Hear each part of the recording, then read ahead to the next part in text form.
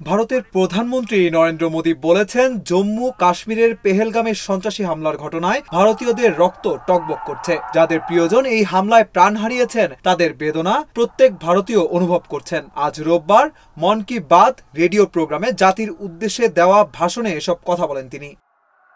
ভারতের প্রধানমন্ত্রী বলেন, পেহেলগাম হামলা সন্ত্রাসের মাস্টারদের কাপুরুষতার প্রমাণ। কাশ্মীরে শান্তি ফিরে আসছিল, স্কুল ও কলেজগুলো প্রাণচঞ্চল ছিল, উন্নয়ন কাজের গতি ছিল অতুলনীয়, গণতন্ত্র শক্তিশালী হচ্ছিল, পর্যটকদের সংখ্যা রেকর্ড পরিমাণ বৃদ্ধি পাচ্ছিল, আয়ের পরিমাণ বাড়ছিল এবং যুবকদের জন্য নতুন সুযোগ সৃষ্টি হচ্ছিল।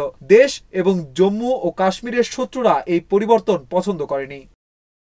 মোদী আরো বলেন, 22 এপ্রিলের হামলা প্রত্যেক ভারতীয়ের হৃদয়ে আঘাত দিয়েছে। তার জাতিগত পরিচয় বা ভাষা যাই হোক না কেন, আমি অনুভব করছি প্রতিটি ভারতীয়ের রক্ত টগবগ করছে এই সন্ত্রাসী হামলার ছবি দেখে।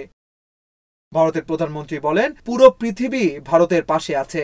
আমি শোকাহত পরিবারগুলোর কাছে আশ্বাস দিতে চাই যে তারা বিচার পাবেন। এই হামলার পেছনে যারা ছিলেন তাদেরকে সবচেয়ে কঠোর শাস্তি দেওয়া হবে। যারা এই ষড়যন্ত্র পরিকল্পনা করেছে তারা কাশ্মীরকে ধ্বংস করতে চায়।